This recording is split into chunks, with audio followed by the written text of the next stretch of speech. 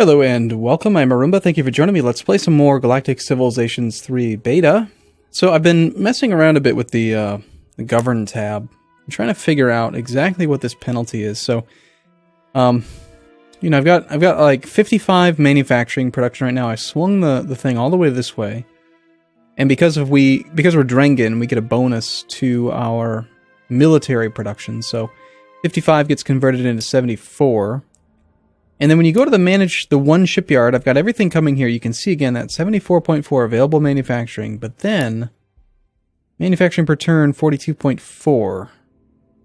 So as I kind of like intuitively would expect, there is some sort of penalty based on distance, but I have to say it's not very clear exactly what the penalty is.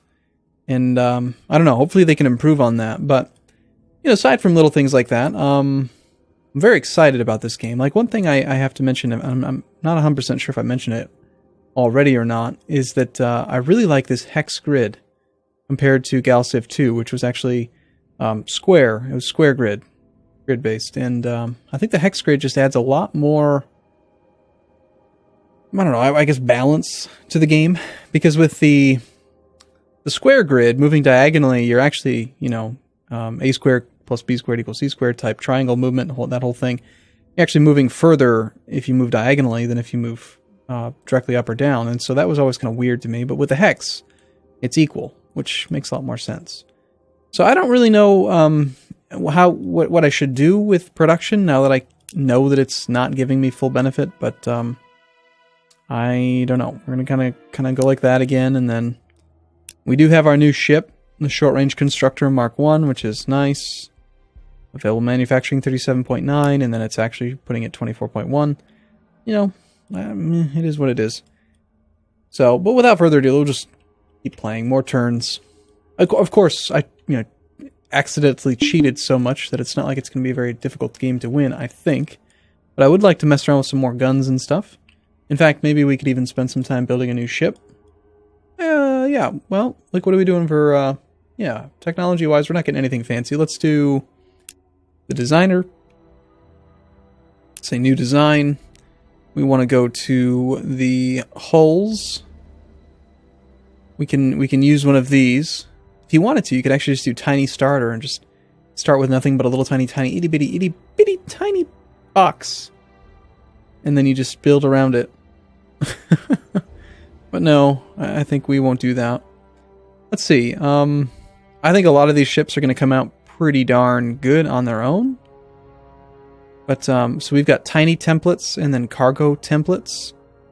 I think what I'd like to do is we'll pick the one looks kind of cool. I guess that one's alright. It's kind of cool. It's like definitely a combat looking ship.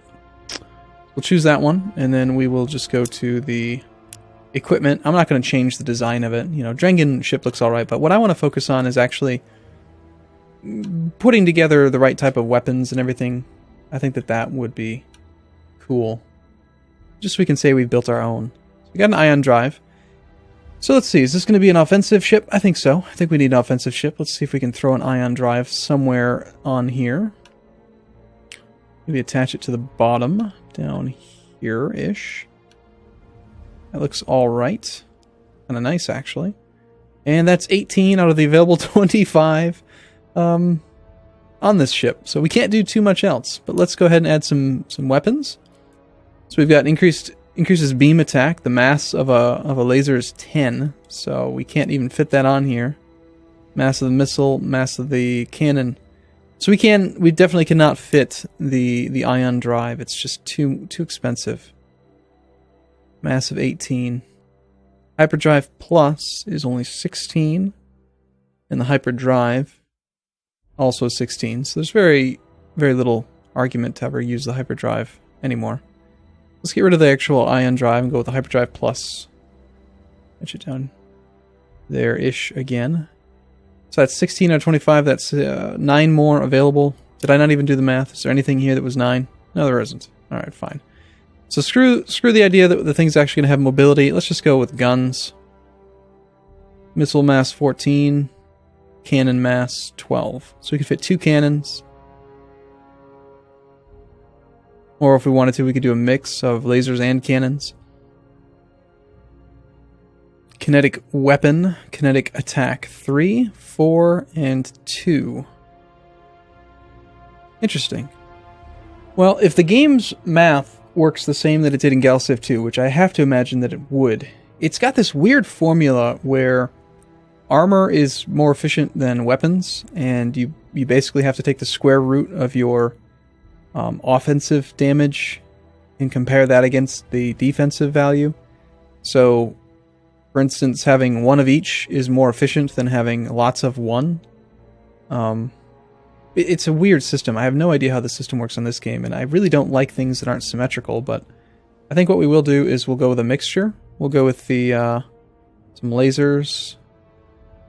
And I want them to just be comically large. Oh, actually, cool. It did do some symmetry for us. Very nice. That's good. Well, let's have some lasers on the top, and we'll do some cannons on the bottom. I don't know why it's not actually finding that connection point right there. There's a hard point right there. I can see it. There it is. There. And then what we're going to do for fun is we're going to go to scale, and we're going to make them huge, because why wouldn't we? Big freaking honkin' guns. They look awesome. Now that's a freaking laser and cannon. Now, I could make the Sparrow missile launcher and actually utilize the space a little tiny bit better, but the Sparrow, we already have some weapons that came with missile launchers. I want to have some diversity there, and that's all fine. Interesting, the lasers have no maintenance. Okay, can we throw any life support? It has a mass of 8, 8, 8, 9, 5. No, there's nothing else we can throw on there. Well, that'll just have to do. So what do we want to call this ship? We'll save it, and we're going to call it the... I don't know. We could just call it the Mark 1. No, we'll call it the Stingray or something. I don't know. Okay, so what did we end up... What is the actual cost now, the Stingray? The Stingray is only 53 manufacturing costs, very cheap, but it's got some decent firepower. Only 6 hit points. It's got 4 movement right now. Being small and all that is nice. And short range combat. I like how it actually has the description of the other ship, the template.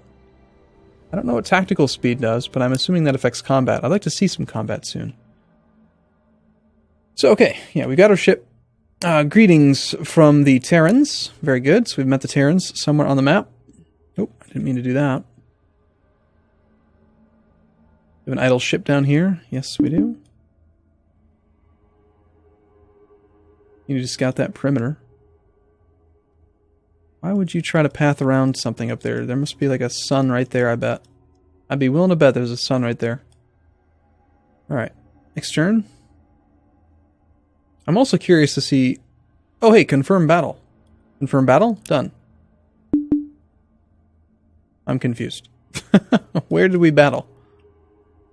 We get an after-action report type thing? Like, where's the battle list? Coming soon. Oh, it wasn't a sun, but there was a planet there. I was right. A little bit of an interesting cheat that you can do if you try to path through undiscovered terrain. So somewhere, a ship fought, according to that.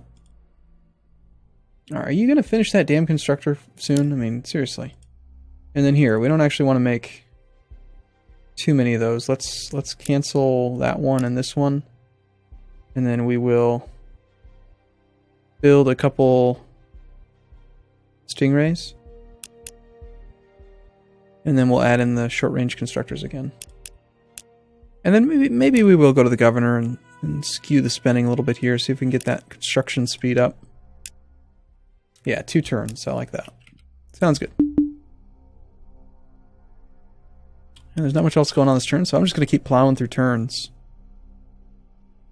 There's nothing stopping us from entering enemy terrain, because we're technically at war. I'm pretty sure that If I remember correctly, I think in Galciv 2, if you try to enter enemy territory, it's considered like a hostile act. Trying to build a colony ship.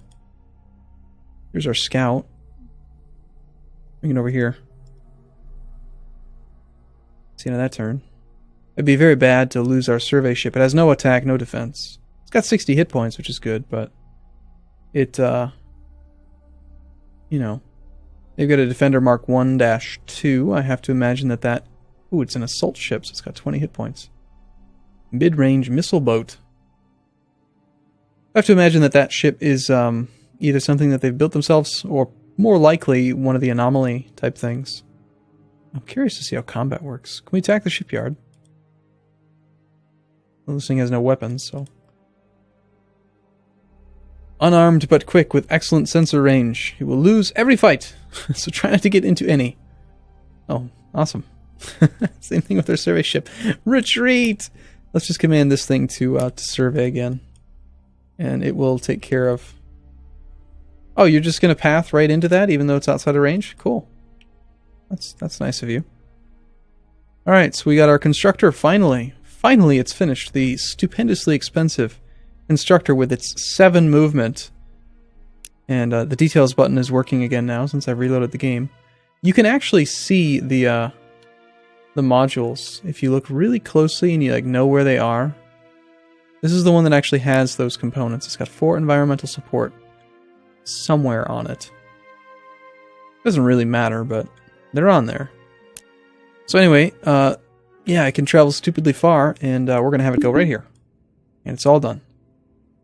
And we're going to go to this, and we're going to have...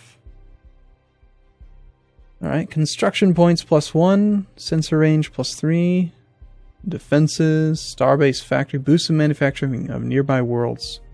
I like that. Very nice.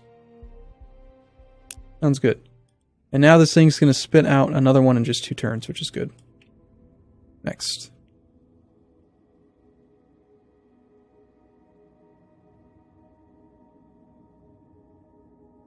I imagine that ship's going to die. Got another Defender. This one's the Mark 1-1. I wonder why they upgraded it again. They maybe got a new probably a new drive, new ion drive or something. Even if that scout dies, it's fine. And look at that. Got another DRF short-range constructor. Very nice. Have him jump in there, see if we can do another upgrade. Yeah, Starbase defense system seems fine. Kind of silly that it doesn't get extra rings or something as you add more stuff. And the effects tab doesn't work.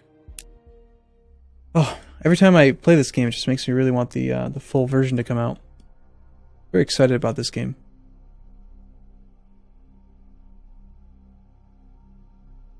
They've got two star bases, a star base for each planet.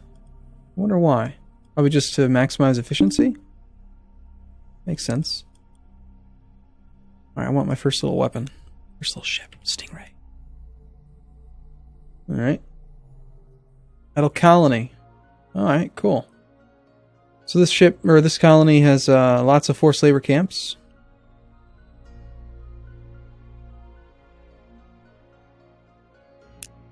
We could build some other improvements, like Colonial Hospital. Growth plus 25%, bonus to adjacent improvements plus 2 level to population.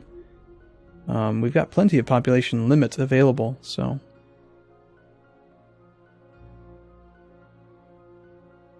The hospital doesn't actually increase population, it just increases growth. Any of these actually increase population?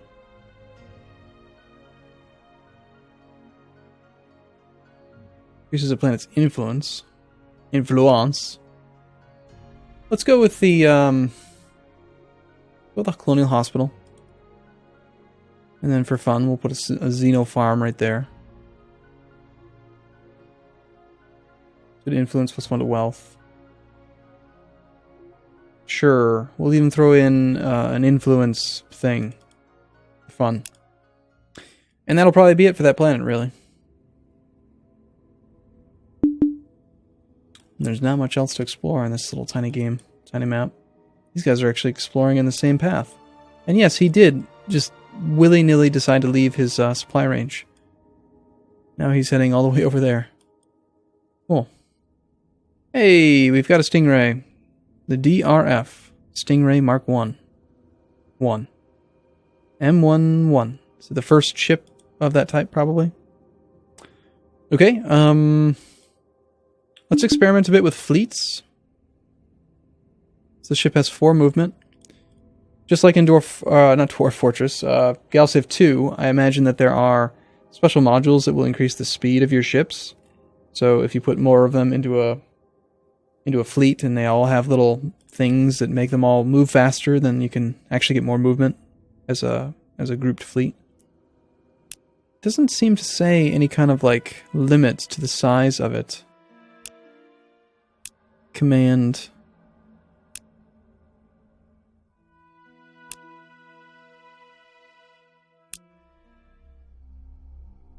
Oh well. Alright, well I'm going to take a break here. I do look forward to seeing you in the next video. Thanks for watching everyone. See you soon.